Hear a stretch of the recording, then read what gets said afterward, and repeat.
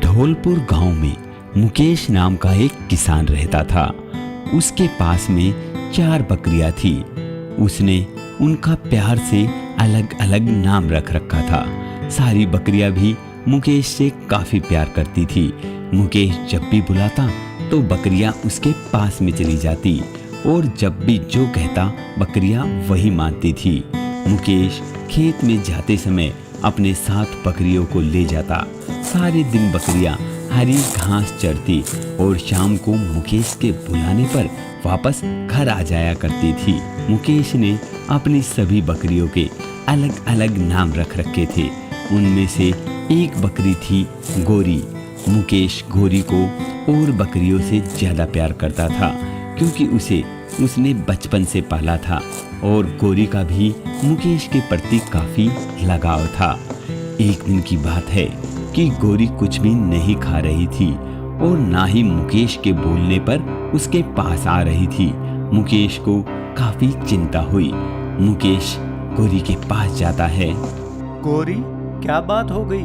मैं इतनी देर से तुम्हें बुला रहा हूँ, तुम आ नहीं रही हो। और ये क्या, तुमने तो आज कुछ खाया भी नहीं, क्या बात है?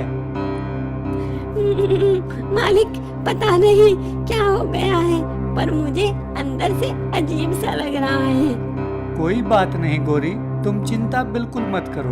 मैं पास के गांव से वैद्य जी को ले आऊंगा, वह तुम्हारा इलाज जरूर कर देंगे, तुम घबराओ मत। ऐसा कहते हुए मुकेश पास के गांव में चला जाता है और वैद्य जी को अपने साथ में ले आता है। वैद्य जी जब गोरी को देखते हैं तो समझ जाते हैं और बताते हैं, अरे मुकेश, चिंता करने की जरूरत नहीं है।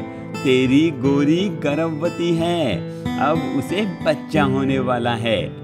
क्या मेरी गोरी माँ बनने वाली है वैद्य जी? हाँ मुकेश, अब तुझे इसका खास ध्यान रखना होगा। इसे खाने में भी अच्छी अच्छी चीजें देनी होंगी। हाँ वैद्य जी, मैं गोरी का बहुत अच्छे से ध्यान रखूंगा। देख गोरी, अब तुझे अपना ध्यान बहुत अच्छे से रखना है और अगर तुझे कुछ भी चाहिए तो मुझसे मांग लेना। अब तो हमारे घर में एक और नया छोटा सा मेहमान आने वाला है। हाँ मालिक, मैं बहुत खुश हूँ। मैं भी बहुत खुश हूँ। मेरे भी एक छोटा सा बच्चा आएगा। ऐसे सोचते हुए गोरी भी काफी खुश थी। अब मुकेश गोरी का पहले से भी अच्छे से ध्यान रखने लग गया था। एक दिन की बात है, मुकेश सभी बकरियों को लेके खेत में गया हुआ था। बकरियां हरी हरी घास खा रही थी, पर गोरी हरी घास के चक्कर में थोड़ा दूर निकल गई। मुकेश ने शाम होने पर सारी बकरियों को आवाज लगाई, आओ चलो सब अपने घर चलते हैं। गोरी, तुम भी आ जाओ। ऐसा कहते हुए मुकेश चल पड़ा, पर गोरी को सुनाई नहीं दिया और गोरी वहीं पर घास चरती रही। साथ ही बारिश आ गई, जिसके कारण मुकेश को और भी जल्दी वहां से जाना पड़ा। गोरी वहीं जंगल में घास चरती रह गई। तूफान और बारिश में गोरी रास्ता भटक गई और जंगल की तरफ निकल गई। जंगल में उसे राक्षस राज दिखाई दिए। बकरी, मेरा पसंदीदा भोजन। आज तो बकरी से ही भूख मिटाऊंगा। उसे अपनी गुफा में लेके जाऊंगा और आराम से खाऊंगा।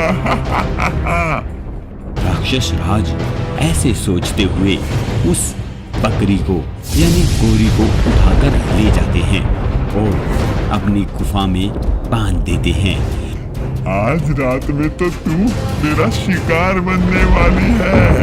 आज तो बड़ा लजीज भोजन मिलेगा। इतनी नरम नरम बकरी।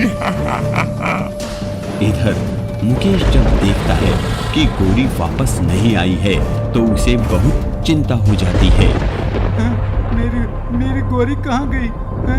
गोरी, कहीं मैं उसे जंगल में तो नहीं भूल आया हूँ? और ऊपर से ये ऐसा मौसम, जाने अब क्या होगा। मुकेश दोबारा से भागा हुआ जंगल में जाता है वो जाकर देखता है कि गोरी वहां पर नहीं थी, पर मुकेश गोरी के पैरों के निशान ढूंढते हुए जंगल की तरफ निकल जाता है।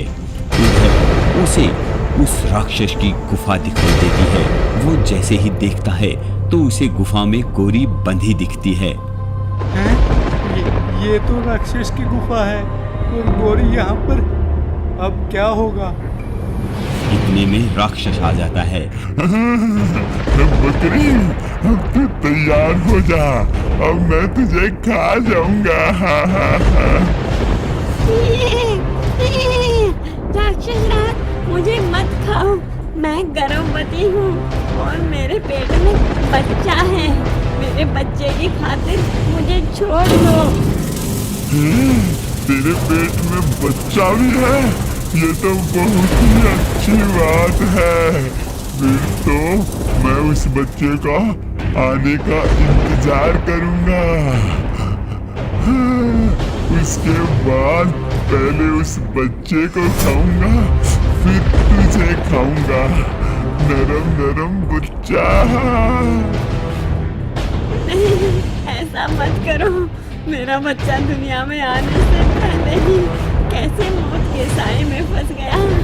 मालिक, मालिक मालिक मुझे बचाओ, मालिक मैं। गोरी बुरी तरीके से तड़प रही थी।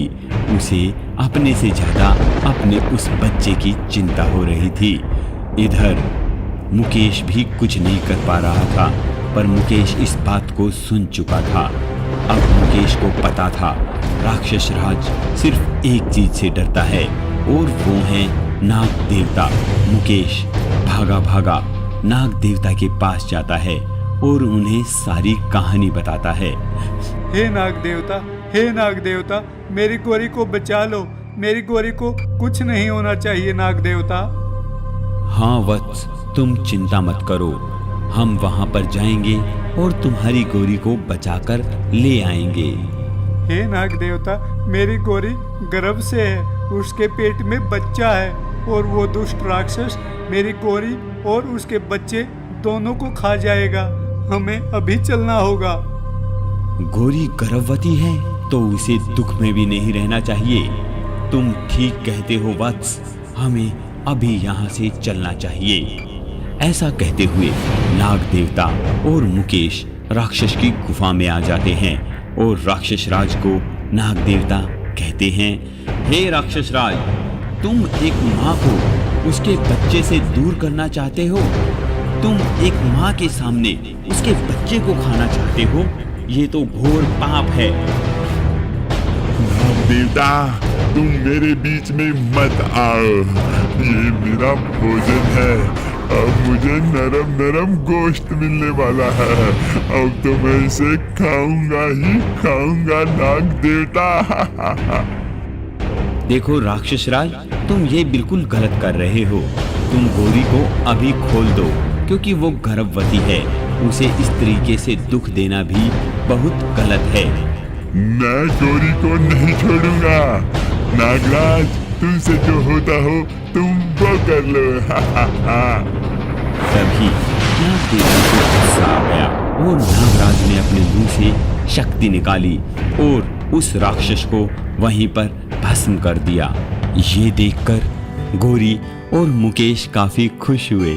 अब मुकेश गोरी को आराम से अपने घर पे ले आया और इसके बाद में गोरी को उसने कभी अकेला नहीं छोड़ा।